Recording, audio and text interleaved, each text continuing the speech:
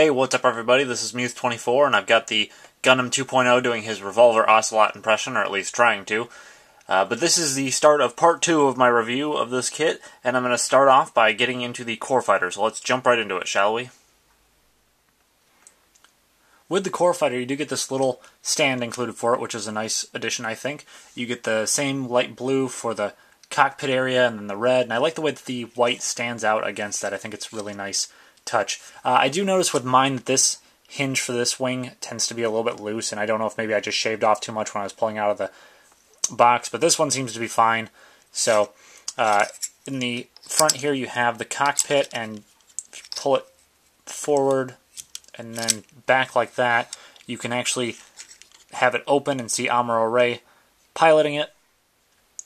There's also little gaps where you can pull open these missile launchers here, and they look pretty nice when they're pulled out. It does take a little bit of work to get them out, so if you use like the end of the beam sabers or even like the feet of the Amuro figure that's included, it'll be a little bit easier to get them out. For some size comparisons with other core type vehicles, I have the Core Splendor from the most recent Master Grade review that I did on the Force Impulse, and you can see they're about the same size. The Splendor is a little bit more angular, a little bit more jet-like than the Core Fighter. This is the Core Lander from the Master Grade Shining Gundam, and you can see it's considerably smaller both in length and width, and it's just one color basically, except for the white on the bottom and the yellow on the vents there. And then this is actually from the High Grade GP01 Fulvernian, so I can only imagine how much bigger the Master Grade one would be. So to transform the Core Fighter, the wings are pretty easy. All you have to do is kind of slide those in and flip the wings up. Then from the front here, what you're going to want to do is you're going to push the cockpit back in so that it's underneath the blue section there. And then you're going to like pull it around, and you'll notice that the back wing on the top there actually just folds in automatically. And then you have the core block to put inside of the Gundam. And as you saw earlier, the torso is relatively easy to pop off. And you're going to have these two pegs here, and that little front area that dips down, and the core block will go into there. And then you can just slide the chest portion back over that, and the cockpit is usually going to fling out a little bit there just to accommodate for the core fighter, and then once you slide it back down you can cover it back up, no problem, and he looks just as good as before. And actually there's a little bit better weight distribution with the core fighter inside of there, and that makes it that much easier to pull off some sort of an action pose like this, which I know looks kind of goofy what I did here, but it's just to show how the legs can be, you know, bent up like that, and you can still maintain the center of gravity with the core block installed. As per tradition, you do have two beam saber handles. Both of those will go on his backpack there. They look pretty simple. I mean, you got these lines along the bottom there, but they do have a peg in this side, and I think the overall look of these works pretty well for the, you know, old school anime style for this kit. And you do get two pink beam sabers. These are a little bit lighter pink than some of the other Master Grades. And if you compare them to something like the Strikes beam sabers, those will look red, whereas these will look pink. But you can just slide those into his hand, and voila. Another beam weapon that this kit comes with is a beam javelin, and this part here on the end does come molded in just plain clear, so you are going to have to paint it if you want it to look anything like a beam effect. I didn't have any clear pink paint, but I did have some clear red testers, and I used that. And it's a little bit darker color than I would have liked, but I'm not going to be posing him with the beam javelin that much anyways, I don't think. But you do still get a sense of just the point of each of these bits here, and just how smooth and angular this looks. And then this bar here is just going to slide into there and snap into place. And there's a peg at the end, which will snap into the beam saber handles, and that's how he holds it. So when he's holding it, it doesn't look too bad, although it is a little bit awkward because the connection is all the way at that end. But if you want to lay it over into his other hand and have him holding it that way, it might look a little bit more natural, and you can get some cool action poses that way. As with the Turn A Gundam, you do get the Morning Star style spike ball and chain Gundam hammer, as it's referred to, and it's basically the exact same mold as what you have in the Turn A Gundam, so you just have the pegs here on the handle, and slide that into his hand, and he'll hold it. Now as for the shield, you're going to have the classic yellow and red look with the white trim there. Turned around, you're going to have this handle here which will flip up and down that he can put on the actual hand.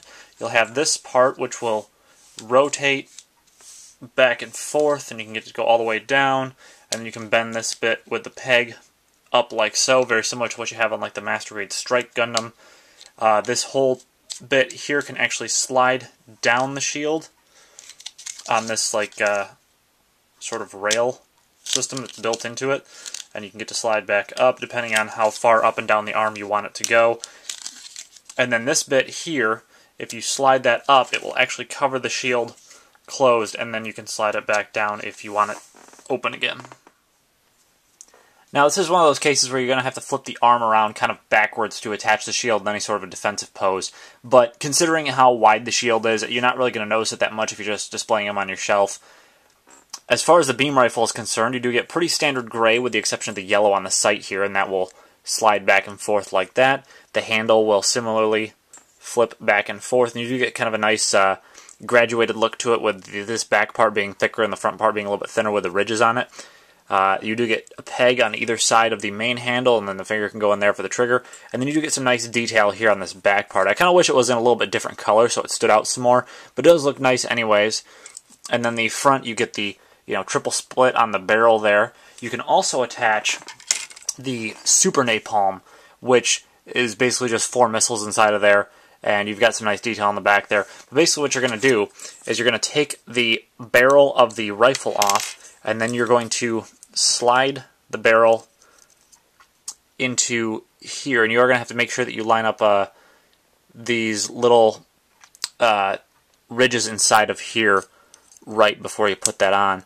And then you're going to slide all of that back onto the rifle, and there you have the rifle with the Super Napalm attached. A little bit bigger, but I think it definitely looks a little bit more interesting that way compared to most Gundam rifles.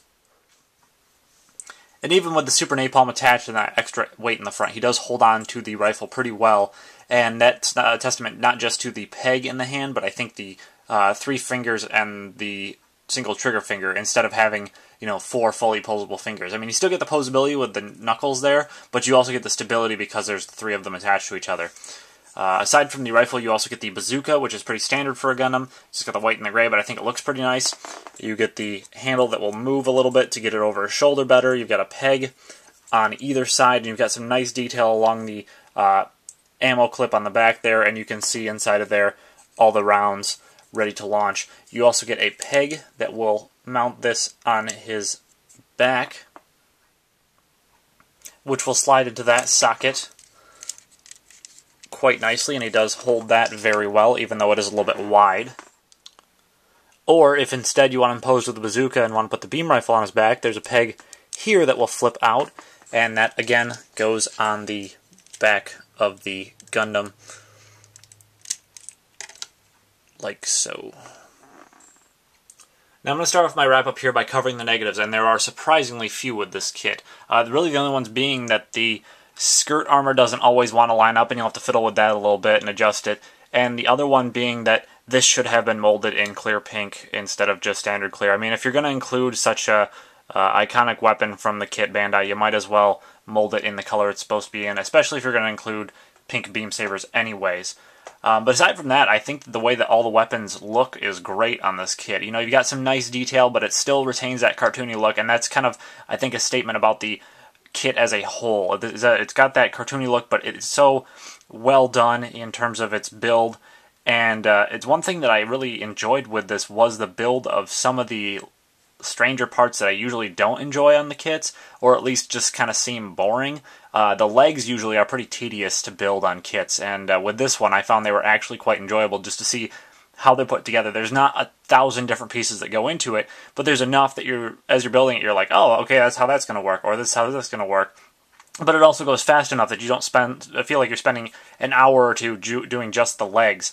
Same goes for the arms. They're pretty interesting to build, and the hands go pretty quick as well. Now, the fact that the legs are positioned a little bit forwards when they attach to the hips does mean that there's going to be a little bit of fiddling around you're going to have to do with getting him to take a action pose or something like that if you want him like dashing forwards or something like that. But I think by and large this is one of the easiest kits I've ever had in terms of posing. It's very easy to do. you know, you don't have to fiddle around with it for too long, and I think that's because of how the joints are constructed. They're stiff enough that they're going to stay in whatever pose you want, but they're also loose enough that they're going to move with you, and it's something that I kind of encountered with the Force Impulse, where they seemed really good when I was doing the kit, but they're actually a little bit more stiff than I would like now that I've built this kit. So in terms of posing, this is one of the best I think that I've encountered yet. So in all honesty, I think your biggest factor in determining whether or not you want to get this kit should be, do you like the way that it looks?